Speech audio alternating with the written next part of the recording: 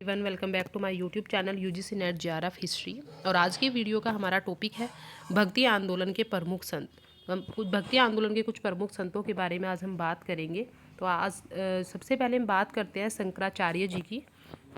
तो शंकराचार्य जी जो थे भक्ति आंदोलन के प्रथम प्रचारक और संत थे शंकराचार्य, जिन्होंने भक्ति आंदोलन का सबसे पहले प्रचार किया। इनका जन्म जो है 8वीं शताब्दी में केरल में हुआ था। संत शंकराचार्य के द्वारा भारत में व्यापक स्तर पर भक्ति मत को ज्ञानवादी रूप में प्रसारित किया गया था। ज्ञानवादी रूप से इन्होंने भारत में इनका प्रसार किया भक्ति आंदोलन का।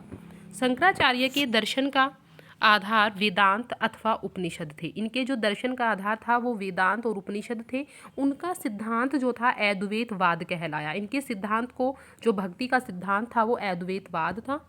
शंकराचार्य ने भारत में धर्म की एकता के लिए भारत के 4 भागों में 4 मठ स्थापित किए थे, जिससे कि धर्म में एकता हो। तो देख लेते हैं। वेदांत मठ जो सबसे पहला मठ है, वेदांत मठ बोलते हैं, श्रृंगेरी में है, दक्षिण भारत में। दूसरा है गोवर्धन मठ जो कि जगन्नाथपुरी पूर्वी भारत में काफ़ी इंपॉर्टेंट है। ये चारों मठ इनके जो इन्होंने ही स्थापित किए थे। तीसरा है शारदा मठ जो कि द्वारिका पश्चिम भारत में है। चौथा है ज्योतिर्मठ जो कि बद्रिका आश्रम है उत्तर भारत में। दार्शनिक संतों में सबसे अधिक प्रसिद्धि जो है शंकराचार्य जी को ही मिली थी। शंकराचार्य जी का निर्गुण ज्ञानवादी दर्शन मन में उत्पन्न निराशा के विष को खत्म न कर सका और न ही सामान्य लोगों को सरल बना सका। इससे क्या हुआ, इसके परिणाम स्वरूप जो उस टाइम पर तत्कालीन समय में कालांतर में संतों द्वारा अद्वैतवाद की आलोचना की गई। जो इनका दर्शन था, जो इनका भक्ति का आधार था अद्वैतवाद, उसकी जो है आलोचना की गई, क्योंकि लोगों में ज़्यादा नहीं फैला, लोगों को सरल नहीं बना सका।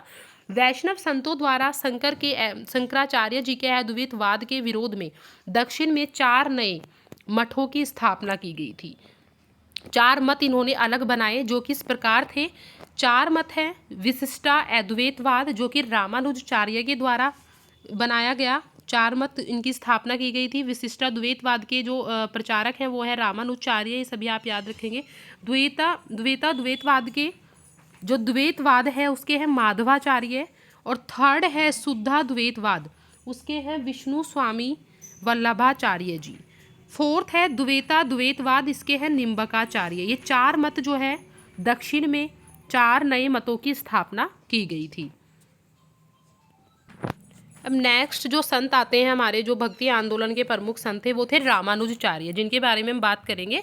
रामानुजाचार्य जी भक्ति आंदोलन के सबसे प्राचीनतम प्रचारक रामानुजाचार्य थे। इनका जन्म जो है तमिलनाडु में हुआ था। यह एक वैष्णव संत थे। वैष्णव रामानुजाचार्य ने कांची के यादव प्रकाश की देखरेख में शिक्षा प्राप्त की थी। कांची के एक यादव प्रकाश थे, उनकी देखरेख में इन्होंने शिक्षा प्राप्त की।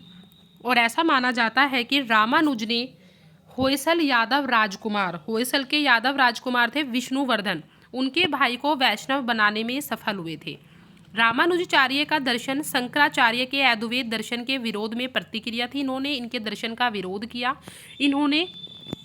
उन्होंने विशिष्टाद्वैतवाद का मत दिया। ये विशिष्टाद्वैतवाद को मानने वाले थे। ज्ञान के स्थान पर इन्होंने भक्ति को महत्व दिया। इन्होंने कहा कि ज्ञान के स्थान पर भक्ति जो है महत्वपूर्ण है, हमें भक्ति करनी चाहिए। रामानुजाचार्य की मान्यता थी कि व्यक्ति की आत्मा ईश्वर के साथ एकीकृत नहीं है, बल्कि आत्मा और ईश्वर का संबंध अग्नि और चिंगारी के समान है। जो आत्मा है, आत्मा और ईश्वर का जो संबंध है, जो रिलेशन है, वो अग्नि और चिंगारी के समान है। जैसे अग्नि का संबंध चिंगारी से होता है। ईश्वर जो है पूर्णतः अमूर्त नहीं है, गुण और सौंदर्य से परिपूर्ण है, ऐसा इन्होंने कहा। रामानुजाचार्य ने सगुण ईश्वर का उपदेश दिया। उन्होंने लोगों को त्याग और तपस्या के द्वारा निस्वार्थ भक्ति करने को कहा। उन्होंने कहा कि त्याग और तपस्या के द्वारा निस्वार्थ मतलब आपको कोई स्वार्थ ही नहीं होना चाहिए, आप बस सिर्फ भक्ति करें। रामानुज के अनुयायियों की संख्या दक्षिण में बहुत ज़्यादा बढ़ गई थी, लेकिन उत्तर में काफ़ी कम रही। रामानुजाचार्य ने ब्रह्मा सूत्र पर श्री भाष्य नाम से टीका लिखा। ब्रह्मा सूत्र की रचना इन्होंने दूसरे नाम से की, टीका लिखा सेम श्री भाष्य के नाम से। इस टीका में उन्होंने यह कहा है कि एक शूद्र जो है ईश्वर की कृपा से मोक्ष प्राप्त कर सकता है। जो हमारा चौथा वर्ण था शूद्र, इन्होंने शूद्र वर्ण को भी ईश्वर की कृपा से, इन्होंने कहा कि अगर ईश्वर की कृपा होगी तो उसे भी मोक्ष की प्राप्ति हो सकती है। रामानुजाचार्य को दक्षिण में विष्णु का अवतार माना जाता है। तो ऐसे कौन से संत थे भक्ति आंदोलन के जिन्हें विष्णु का अवतार कहा जाता है? तो वो थे रामानुजाचार्य जी। नेक्स्ट देखते हैं, नेक्स्ट जो संत है हमारे वो है वल्लभाचार्य। वल्लभाचार्य जी चैतन्य महाप्रभु के बाद कृष्ण भक्ति शाखा के दूसरे प्रसिद्ध संत हुए हैं। यह तेलंगाना के एक ब्राह्मण परिवार से संबंधित थे। वल्लभाचार्य जी का जो दर्शन था वो था शुद्धाद्वैतवाद कहलाता था इनका दर्शन। वल्लभाचार्य जी ने ईश्वर प्राप्ति के लिए पुष्टि मार्ग एवं भक्ति मार्ग पर विश्वास किया। कबीर और नानक की तरह विवाहित जीवन व्यतीत किया इन्होंने।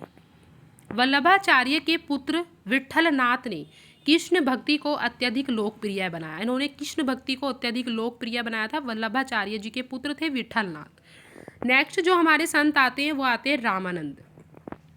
रामानंद जो है 14वीं शताब्दी के महान संत कहलाते हैं। इनका जन्म इलाहाबाद में हुआ था।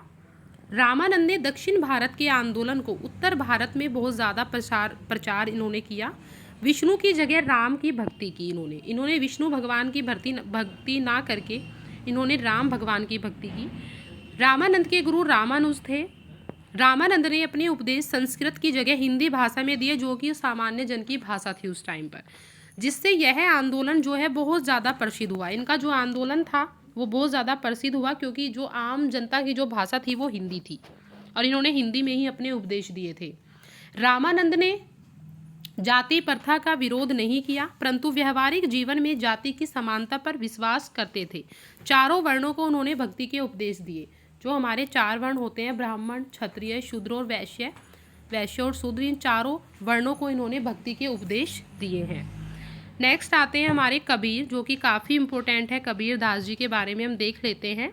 कबीर जो है रामानंद के प्रिय शिष्यों में से एक थे। मध्यकालीन भक्ति आंदोलन में कबीर जो है अत्यधिक प्रसिद्ध हुए। कबीर जो है लोधी सुल्तान सिकंदर लोधी के समकालीन थे। जिस टाइम दिल्ली सल्तनत पर लोधियों का शासन चल रहा था उस टाइम सिकंदर लोधी थे वहाँ के शासक, तो उस टाइम उन्हीं के समकालीन थे कबीर दास जी। कबीर ने निर्गुण ईश्वर की उपासना पर बल दिया और हिंदू मुस्लिम दोनों धर्मों की कुरीतियाँ, जो भी उनमें कुछ बुराइयाँ थी, उनकी कटु आलोचना उन्होंने की। कबीर जो है हिंदू मुस्लिम एकता के प्रबल समर्थक थे। कबीर जी निर्गुण भक्ति शाखा के पहले संत थे जिन्होंने गृहस्थ धर्म का भी पालन किया था। कबीर ने अपने दोहों के द्वारा जात पात, मूर्ति पूजा सभी का विरोध किया था। इनके दोहों को इनके शिष्यों के द्वारा, जो इनके स्टूडेंट्स थे उनके द्वारा बीजक में इकट्ठा किया गया है। एक पुस्तक है बीजक, उसमें इनके दोहे जो है इकट्ठे हैं। इनके 3 भाग हैं, रैमिनी, शबद और साखी।